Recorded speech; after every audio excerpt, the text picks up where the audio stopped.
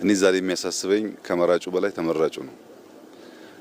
ይሄ ህዝብ በቁርጠኝነት ሚሻውን ወስኖ በዲሞክራሲያዊ መንገድ ከመረጠ በኋላ የተመረጡ ሰዎች በዚያ ልክ ታምነው እጃቸው ልባቸው ንጹህ ሆነው ደከመን ታከተን ሳይሉ ሰርተው ይሄን ሀገር ታሪክ የመቀየር የዚህን ታላቅ ህዝብ ውለታ የመክፈል ዝግጁነታቸው ምን ያክል ነው? እልህ፣ ቁጣ፣ ክርክር አሸንፋለሁ ሳይሆን ያመንን የታመንን ራሱን የሰጠን ህዝብ እንዴት አገልግለው ህይወቱን ይነካሉ ይቀይራሉ የሚለው ጉዳይ ይበልጥ ያሳስበኛል። በእኔ እምነት ዛሬና የዛሬ 5 ዓመት ኢትዮጵያ አንድ አይደለችም። ይሄ 5 ዓመት የኢትዮጵያ በርካታ የታሪክ ጥፋት የሚታይበት 5 ዓመት ነው። ይሄ 5 ዓመት እስካሁን ከሰራነው በላይ መድከም ይጠይቃል። እስካሁን ከለፋነው በላይ መልፋት ይጠይቃል። እስካሁን ካሰብነው በላይ ማሰብ ይጠይቃል። እስካሁን ከተደመርነው በላይ መደመር ይጠይቃል። ትናንትናዋ ኢትዮጵያ በሚቀጥለው 5 ዓመት አናያትም። የተቀየረች የተለወጠች ቢያንስ የማትለምን ራሷን ችላ የምትቆም በከባቢው አንከር የሆነች ሀገር ለማየት ብዙ ልፋት፣ ብዙ ድካም፣ ብዙ ስራ ይፈልጋል። እነዚህ እንመረጥ ባዮች ከየትኛውም ወገን ይሁኑ ይህ ታላቅ ኃላፊነት ገብቷቸው ዝግጁ መሆናቸው ያሳስበኛል። እኔ በግል ያሳስበኛል። እስካሁን ከሰራሁት በላይ የዚህ ህዝብ ይሁንታ ባገኝና ብመረጥ ምን አድርጌ ነው የምከሰው የሚለው ጉዳይ ያሳስበኛልና ተመራጮች ታላቅ ኃላፊነት እንዳለባቸው አውቀው ቢሰናዱ መልካም ነው ላለው። ኢትዮጵያ ሁላችሁም እንደምታውቁት ጥንታዊ ሀገር ነው። ስርዓት ያውቃል፣ መንግስት ያውቃል፣ በሚያስፈልግ ጊዜ መሰብሰብን ያውቃል፣ በሚያስፈልግ ጊዜ መዝመትን ያውቃል፣ በሚያስፈልግ ጊዜ ዋጋ መክፈልን ያውቃል። ይሄን ህዝብ በትናንሽ ፕሮፓጋንዳ ሸብረክ ማድረግ አይቻልም። ታላቅነቱን ግን ያከበረንን አክብረን እየመረጠንን ሰርተንለት ህይወቱን ቀይረን ነክተን የምናልፍ ከሆነ ለሁላችንም ዊን ዊን ይሆናል። ሁላችን አሸናፊ እንሆናለንና አስደማሚ ጊዜ ነው። ታላቅ የዲሞክራሲ ስርዓት ግንባታ የሚታይበት ጊዜ ነው። ይሄ ጉዳይ ተጠናክሮ እንዲቀጥል ሁላችን እንድንበረታ፣ ያሸነፉ በታማኝነት እንዲያገለግሉ፣ የተሸነፉ ደግሞ በጸጋ ውጤቱ እንዲቀበሉ ማሳሰብ ፈልጋለሁ። በዚህ ቦታ የሚመጣውን ውጤት በጸጋ ለመቀበል በእኛ በኩል ዝግጁ ነን። ህዝቡ ላደረገው አጠቃላይ ተጋድሎ እና ጀግንነት ከፍተኛ ምስጋና ማቅረብ ፈልጋለሁ። የምርጫ አስፈጻሚዎች ላደረጉት ተጋድሎ እንዲሁም ማመስገን ፈልጋለሁ። የሚዲያ ሰዎችም በየቦታው ተገኝታችሁ ለምታደርጉ ስራ ማመስገን ፈልጋለሁ። ኢትዮጵያ ትቀጥላለች፣ ኢትዮጵያ ትበለጽጋለች፣ የኢትዮጵያ ታሪክ ይቀየራል። በኢትዮጵያ ውስጥ ጠንካራ ሀገረ መንግስት እንገነባለን። ልጆቻችን እኛ በምንሄድበት የዳዴ መንገድ እንደማይጓዙ ዳግም በእርግጠኝነት መግለጥ እወዳለሁ። እጅግ አድርጌ ያመሰግናል። አጠቃላይ የኢትዮጵያ ሀገረ ግንባታ ሂደት በብዙ ፈተና ውስጥ ያለፈ ነው። የዲሞክራሲ ባህል ካለመ ጎልበቱ የተነሳ በጣም ኋላ ቀር የሆነ ሁሉን ነገር በጉልበት እና በመሳሪያ ፍላጎቱን ህዝብ ላይ የሚጫንበት ኃላፊነቶች የህዝብ ሳይሆን የአምባገነኖች እንዲሆን አድርጎት ቆይቷል። ይህንን በመሰረታዊነት ለመቀየር ህዝባችን የዲሞክራሲ ባህል እንዲገነባና እንዲጎለብት ከፍተኛ መስዋዕትነት ባለፉት አመታት ሲከፍል ቆይቷል። ይህ 7ኛው ምርጫ ዘመን ነው። ይህንንም ከጊዜ ወደ ጊዜ ባህሉ እንዲጎለብት ውጤታማ እንዲሆን ከፍተኛ መስዋዕትነት ህዝባችን ከፍሏል። በዘንድሮም ምርጫ ከምዝገባ ላይ ኢትዮጵያን ማፍረስ የሚፈልጉ ኃይሎች ከግራ ከቀኝ ተሰልፈው ሲያበቁ ህዝቡ እንዳይመዘገብ ለማድረግ ከፍተኛ ርብርብ ነው ያደረጉት። ከፍተኛ እርምጃ ሲወስዱ ቆይቷል። ይህን ሁሉ ተቋቁሞ ህዝባችን ተመዝግቧል። ዛሬ ደግሞ ህዝቡ ወጥቶ እንዳይመርጥ ጠላት ያላደረገው ነገር የለም። ይህን ሁሉ ተቋቁሞ ህዝባችን መስዋዕትነት ከፍሎ ወጥቶ እየመረጠ ይገኛል። በነቂስ ወጥቶ ነው እየመረጠ ያለው። ይሄ ህዝቡ ምን ያህል ለዲሞክራሲ ባህል ግንባታ ምን ያህል መስዋዕትነት እንደሚከፍል እዚህ ላይ ምን ያህል ግልጽ እንደሆነ እና ከዚህ ውጪ የኢትዮጵያ መጻኢ ዕድል አስቸጋሪ እንደሆነ ህዝቡ እንደተረዳና ለዚህ ደግሞ የሚፈልገው መስዋዕትነት እየከፈለ እንደሆነ የሚያሳይ ነው። ይሄ በጣም አስደናቂ ነገር ነው።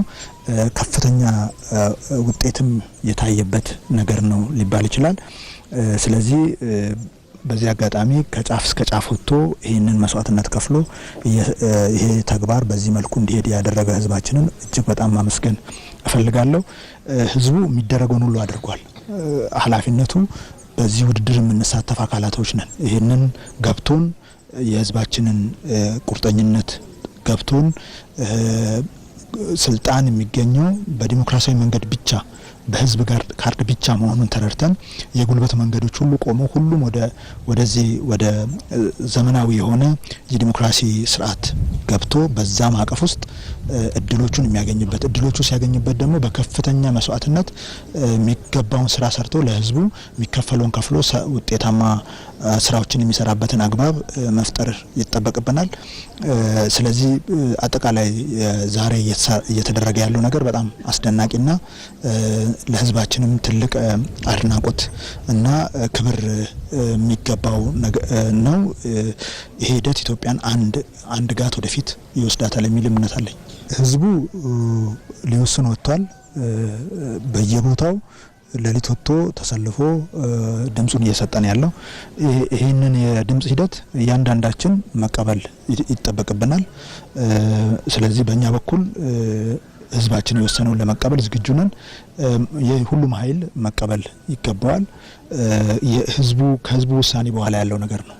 እድሉን ያገኘና የህዝቡን ያገኘው ኃይል እንዴት አድርጎ ይሄንን የህዝባችንን የልማት የመልካም አስተዳደር አጠቃላይ ፍላጎቶቹን እንዴት አድርጎ ነው የሚያሳካው፣ እንዴት ተደርጎ እያንዳንዱ ኃይል በሚቀጥለው 5 ዓመት ውጤታማ ስራ ይሰራል የሚለው ከእያንዳንዳችን የሚጠበቅ ከፍተኛ ስራ ከሁላችንም የሚጠበቅ ነው። ያንን ትልቅ ኃላፊነት አንደኛው ምርጫውን የህዝቡን ውሳኔ መቀበል፣ ከህዝቡ ውሳኔ በኋላ ደግሞ እድል ያገኘው ኃይል ቀን ከሌሊት ሰርቶ የህዝቡን ፍላጎት የማርካት ስራ ከእያንዳንዳችን ይጠበቃል።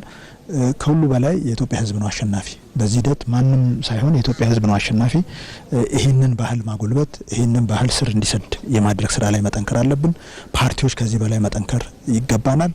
ከሁሉ በላይ ደግሞ ውጤታማ የሆኑ አመታት እንዲኖሩ ህዝቡ የልማት ፍላጎቱ የመልካም አስተዳደር ፍላጎቱ እንዲሳካ የማድረግ ጠንካራ ስራ ከእያንዳንዱ ይጠበቃል። በአጠቃላይ ህዝባችንን ማመስገን እፈልጋለሁ። ከፍተኛ መስዋዕትነት ከፍሎ ይሄ ሂደት እንዲሳካ አድርገዋል። የምርጫ ቦርድ አመራሮች፣ በየደረጃ ያሉ አስፈጻሚዎች፣ ታዛቢዎች የሚደንቅ ስራ እየሰሩ ነው ያሉት። ኢትዮጵያን የማጽናት ስራ እየሰሩ ነው ያሉት። እነሱንም ማመስገን እፈልጋለሁ። የሚዲያ አካላት ከፍተኛ ህዝቡን በማስተማር ዘገባዎችን በማጠናከር ከፍተኛ ስራ ነው እየሰሩ ያሉት። እነሱንም ማመስገን እፈልጋለሁ። ጸጥታ አካላት ደግሞ ህገ መንግስታዊ ስርዓትን መሬት ለማስያዝና ህገ መንግስታዊ ስርዓቱን ውጤታማ ለማድረግ ከፍተኛ ስራ በየደረጃው እየሰሩ ነው ያሉት። እነሱንም እየከፈሉት ያሉት መስዋዕትነት ኢትዮጵያን በማጽናት ህያው የሆነ ሐውልት የኢትዮጵያን ማጽናት ነውና ለነሱም ያለኝን አድናቆት መግለጽ እፈልጋለሁ። እንግዲህ ይሄ ባህል ድግግሞሽ በየጊዜው ከስተቶች እየተማሩ ጠንካራ ጎኑን እያስቀጠሉ እያሰፉ ተቋማትን እያጠናከሩ መሄድን ይጠይቃል። ይህን ካደረግን የዲሞክራሲ ባህላችን ወደ ላቀ ደረጃ መሸጋገር ይችላል። በቅድሚያ ሁላችንንም እንኳን ለ7ኛው ዙር የኢትዮጵያ ሀገራዊ ምርጫ ደረሰን ማለት እወዳለሁኝ። የምርጫ ሂደቱን ሁላችንም እንዳየነው እንደተመለከትነው እናንተም እየዘገባችሁ እንዳላችሁት በጣም ዲሞክራሲያዊ፣ ነጻ፣ ፍትሃዊ በሆነ ሁኔታ በግልጽነት እየተካሄደ ነው ያለው። በግልጽነት ሚዲያዎች እየዘገቡ ነው። ህዝቡ ተሰልፎ የምርጫ ጣቢያ ከመከፈቱ በፊት በማለዳ ተነስቶ መብቱን በተግባር እየዋለ ነው። ይጠቅመኛል፣ ይመራኛል ብሎ የሚፈልገውን መሪ ያለማንም ተጽዕኖ የተለየ የምርጫ ላይ ተጽዕኖ ሊያሳድር የሚችል የተለየ ምንም አይነት እንቅስቃሴ ሳይኖር በሚገባ ደስ ብሎት እየመረጠ ነው ያለው። ይሄ አሁን በዚህኛ በምንገኝበት የምርጫ ጣቢያ ብቻ ሳይሆን በሁሉም አካባቢ እየተካሄደ ያለ አዲስ አበባ በሁሉም ምርጫ ጣቢያዎች ላይ እንደ መንግስት ባለን ክትትል በጥሩ ሁኔታ የምርጫው ሂደት እየሄደ ነው ያለው። ህዝቡ መብቱን እየተጠቀመ ነው ያለው።